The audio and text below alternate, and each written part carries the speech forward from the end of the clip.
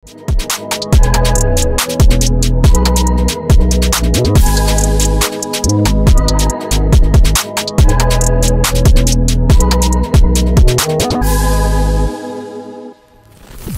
guys, so Assalamualaikum dan selamat datang ke YouTube channel Acap Escobar.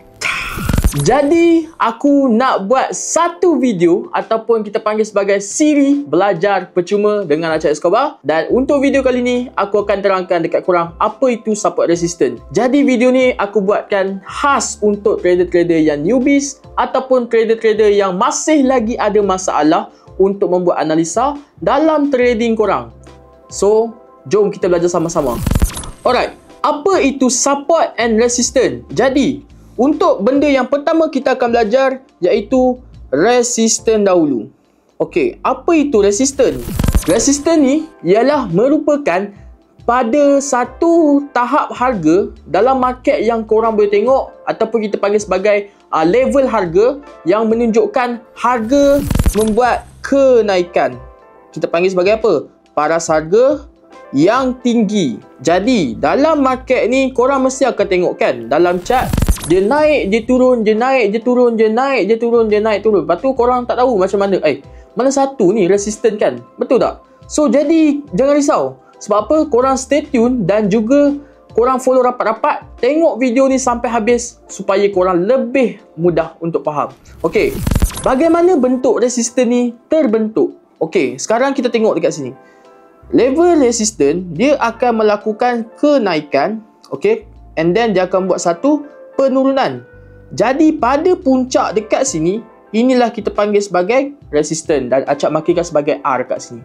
Okey, inilah kita panggil sebagai resistance. Ingat tu, resistance kita akan mencari peluang untuk nak entry apa guys? Kita akan mencari peluang untuk nak sell. Okey, so dua point yang korang kena ingat ni ialah resistance merupakan paras harga yang tinggi dan juga kita gunakan sebagai level ataupun zone kita nak sell. Itu benda yang sangat penting dan korang kena hadam. Okey, macam mana kita nak tahu? Acap, dia ada banyak sangat lah puncak-puncak ni. Okey, jangan risau. Korang tengok dekat sini, kita ada kenaikan, lepas tu dia turun, and then kat sini pun kita ada puncak tertinggi. So, apabila kita dah marking puncak yang terdekat, so kita ada R kat sini. Apabila price dah sampai ke dalam zone ni, maka dekat sinilah korang boleh entry sell dalam sini. So, bila korang dah entry sell, korang dah make profit apabila price terus menurun daripada harga yang korang dah entry tu. Dapat tak something? Kalau dapat, jom kita belajar yang seterusnya. Kalau tadi kita dah belajar tentang resistance, sekarang ni Cap nak ajar korang to the next part iaitu support. Bagaimana support terbentuk dan apa function support dan apa ciri-ciri support yang korang kena tahu dan untuk apa support ni kita gunakan. Okey, jadi kita ada support dekat sini. Alright, so support. Kalau macam resistance tadi, kita tahu dia merupakan paras harga yang tertinggi ataupun tahap harga puncak yang tertinggi yang ada dalam market untuk korang nak mencari sell. Tetapi kalau support ni pula dia berlawanan dengan resistance tadi, iaitu dia merupakan paras harga yang terendah. Paras harga yang terendah di dalam market. Okey, so itu yang korang kena fahamkan. Kalau resistance, paras harga yang tertinggi. Tetapi kalau support, paras harga yang terendah. Okey, jadi bagaimana pula bentuk untuk support ni Cap? Nak tahu ni? Serius apa nak tahu? Jom. Okey, kalau korang tengok tadi resistance, dia melakukan kenaikan. Selepas tu, dia buat penurunan. Jadi dekat sini kita dah ada resistance, betul? Sekarang ni apabila dia melakukan kenaikan lagi, dan kalau korang tengok dekat sini, setelah dia melakukan penurunan dan dia terus melakukan kenaikan dekat sini, maka inilah kita panggil sebagai level support. Jadi, kalau untuk resistance kita nak cari sell, betul? Tapi kalau support untuk cari apa pula Cap?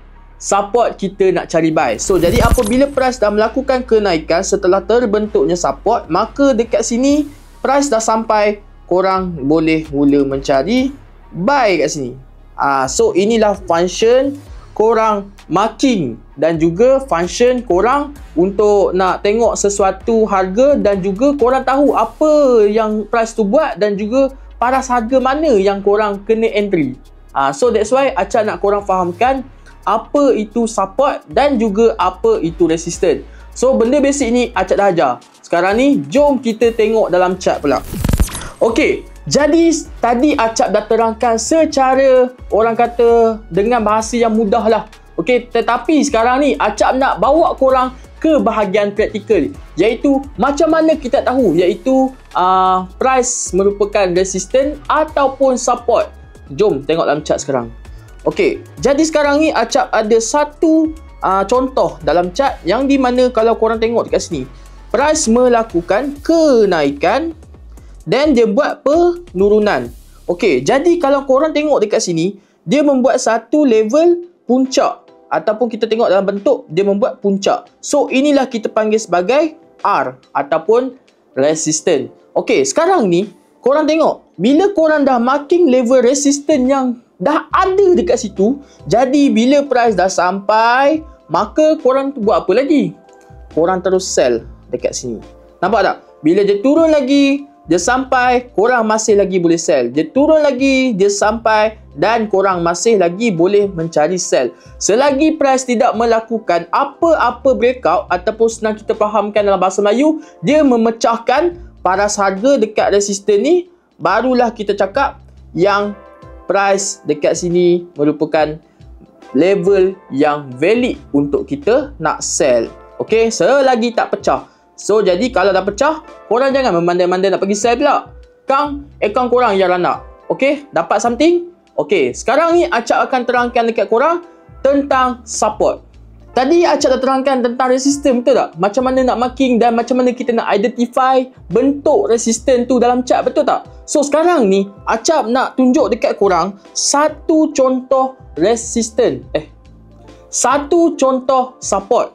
Okey, sekarang ni kalau korang tengok kat sini, price membuat satu kenaikan dan dia buat penurunan, maka terjadilah satu resistance kat sini.